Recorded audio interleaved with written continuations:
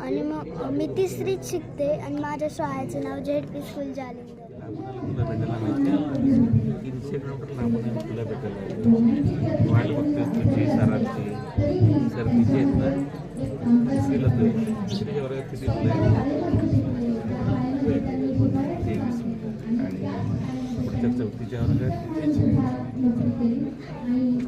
दुसरीला किती आहेत काय माहिती असू तू याच गावातली आहेस की बाहेरून कुठून येते शाळेत पाबळवाडी किती लांब बस चालत येते का आपल्या गाडीने आता काय तिसरीच्या वर्गात काय शिकलं तुम्ही शिकता ते आम्हाला बघायचं होतं जरा कसं शिकवतात सर तुम्हाला तुम्ही कसे अभ्यास करता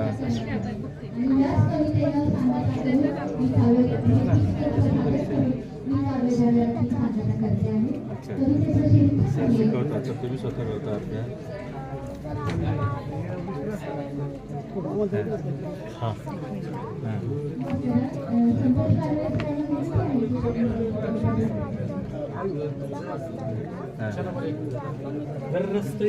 अच्छा म्हणजे कोण असं कुठल्या वर्गात नाही आपल्याच वर्गात नाही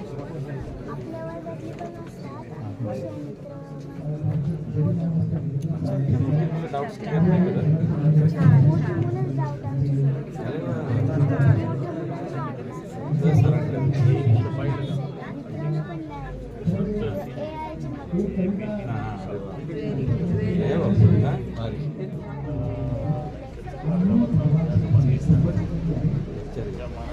सकाळी किती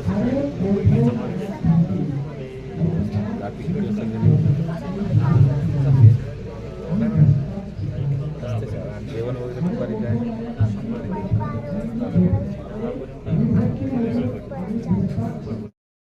कोणत्या भाषा येतात बोल जरा तुला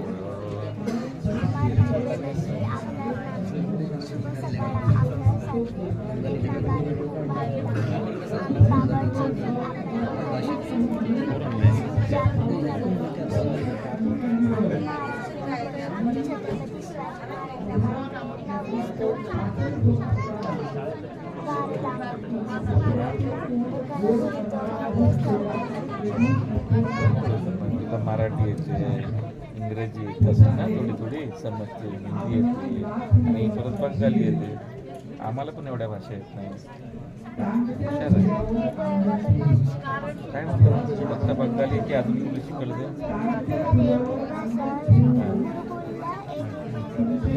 अच्छा हां अच्छा तुझी आवडायची ती निवडायची ती भाषा तुम्ही शिकायची घरी आपण बोलतो काय ह्या भाषा शिकायला घरातल्या आपल्या आईला मम्मीला पप्पांना बाबांना त्यांना आवडतं का शाळेमध्ये हुशार मुलाचं कौतुक करतात सरांकडे असतं जास्त करतो इतकंच आहे रत्नागिरीच्या इथं कौतुक करतात व्हिजिटला पाहायला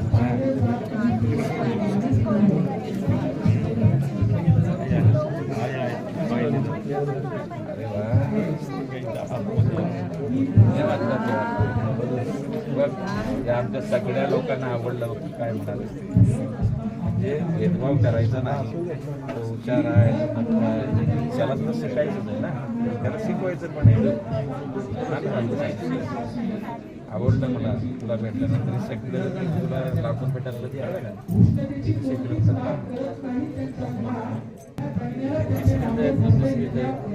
बरोबर ना हिच्याकडे शाळेचा तुझ्याकडे मोरे सर जरा असं त्रिक करा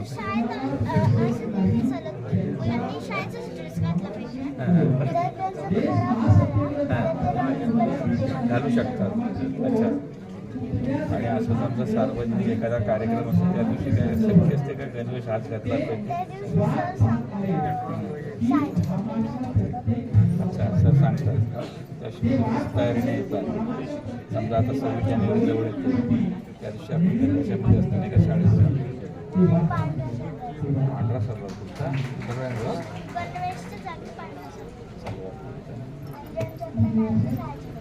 अरे वा मला सांग आता शाळेत अभ्यास करतो आपण मुलांसोबत डाऊट्स क्लिअर करत असतं मदत कधी ना कधी आपल्याला लागणार आहे.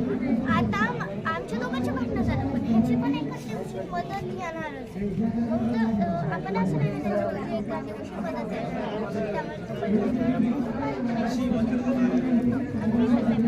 त्यामुळे एकमेकाला सांभाळून चांगलं वागणं हे संस्कार आपले अभ्यासामध्ये पण एकमेकाला मदत होते. डाऊट्स क्लिअर नाही का? आजारी वगैरे कोण पडतं का इथं असं काय?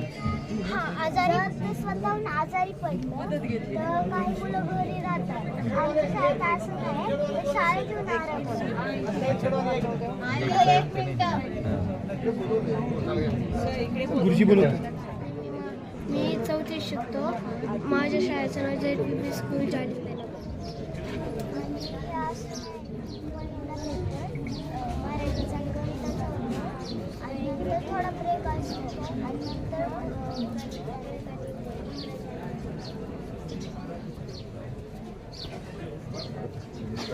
बंगाली भाषा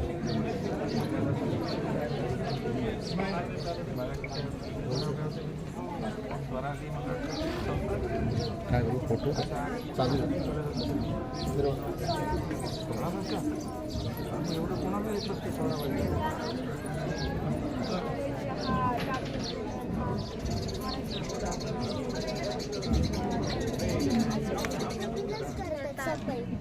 जर मुलं कचरा करतात मग दुसऱ्यांनी का भरून घ्यायचं? मग ते स्वतः का नाही भरून घ्यायचं? अच्छा, म्हणजे आपण केलेला कचरा आपणच तो स्वच्छ केला पाहिजे. म्हणजे असं इथं कोणतरी इथं कचरा टाकला म्हणजे फुल गुंटात टाकलं मग त्यांनीच ते उचलायला पाहिजे आणि डस्टबिनमध्ये टाकायला पाहिजे. जर त्याने नाही उचललं तर आम्ही उचलायला पाहिजे. तर पालक असे तुमचे म्हणत नाहीत का, आई वडील, की माझ्या मुलाला शाळेत काम सांगितलं जातं? हं? पालक उलट म्हणतात हं. की काम केलेलं चांगलं असतं. 1 ते 4 पर्यंत सर रागावतात का सर येते? अजिबात नाही. तुम्ही असं काही खोड काढत नाही. सगळे इतकेच आहे, फक्त सरांद्वारे सगळं मुलं सांभाळतात थोडं सरांचं. आम्हाला स्वागत करताना संधी होते.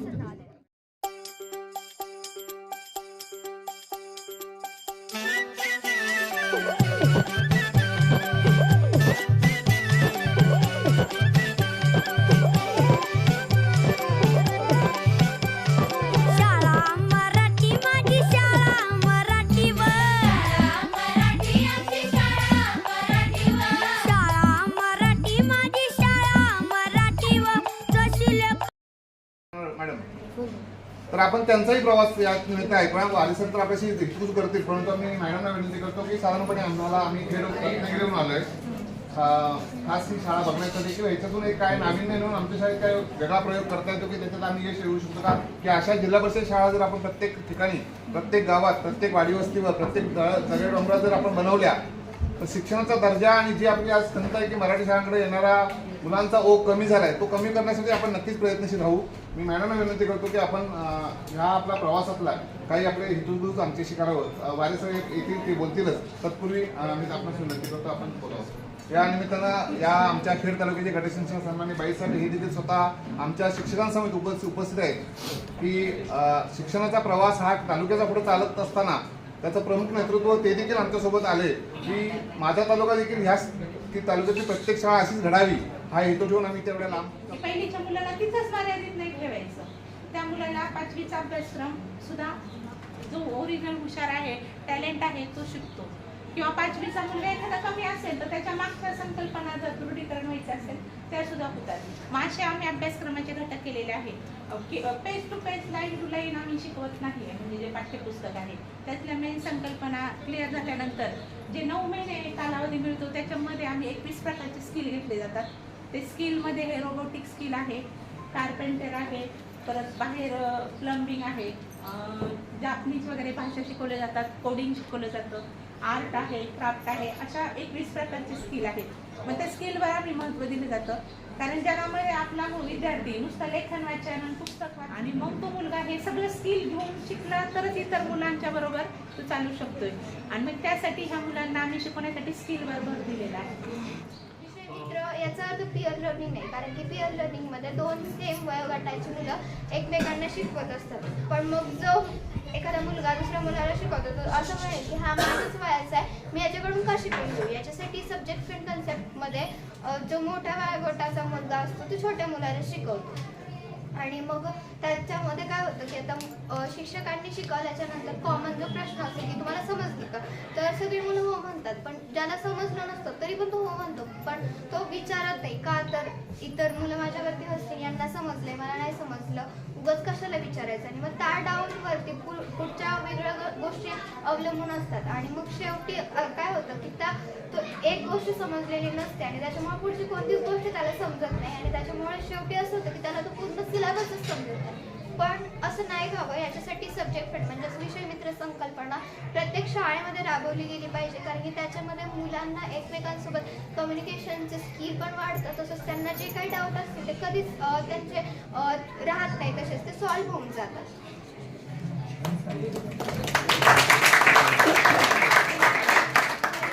लँग्वेज असतात जसं की फ्रेंच, इंग्लिश आणि जापनीज ह्या भाषा आम्हाला शिकवल्या जातं. त्याचा अर्थ असं नाही की कोणतं शिक्षक येऊन आम्हाला शिकवतोय, आम्ही स्वतःच्या मदतीने म्हणजे सेल्फ स्टडीनेच शिकतो किंवा विषय मित्रांच्या मदतीने असेल, टेक्नॉलॉजीच्या हेल्पने, अशा प्रकारे आम्ही शिकतो. आता ज्या इंटरनॅशनल लँग्वेज आहे आम्ही ट्युलिंगो ॲपवरती शिकतो आणि ज्या काही बेसिक लँग्वेजेस आहेत त्याच्यातल्या मराठी, हिंदी, इंग्लिश त्या तर आपल्याला येतच असतात. मग उरतात जवळजवळ 14 लँग्वेजेस, त्या मग आम्ही गुगल ट्रान्सलेट वगैरे असेल किंवा त्या भाषांचे पण वेगवेगळे ॲप्स असतात त्याच्यावरतून आम्ही त्या भाषा शिकतो. मला French, Japanese, English, Sanskrit, Kannada, Marathi, English, Hindi एवढ्या लँग्वेज येतात.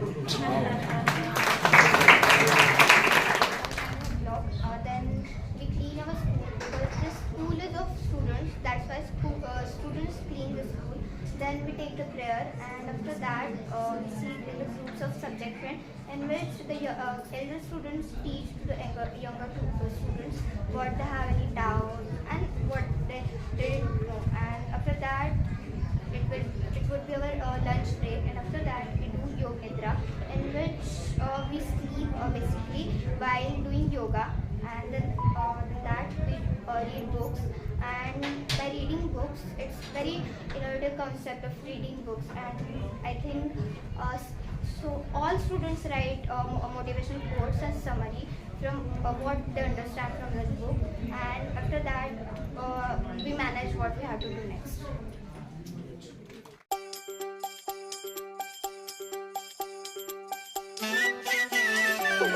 Thank you.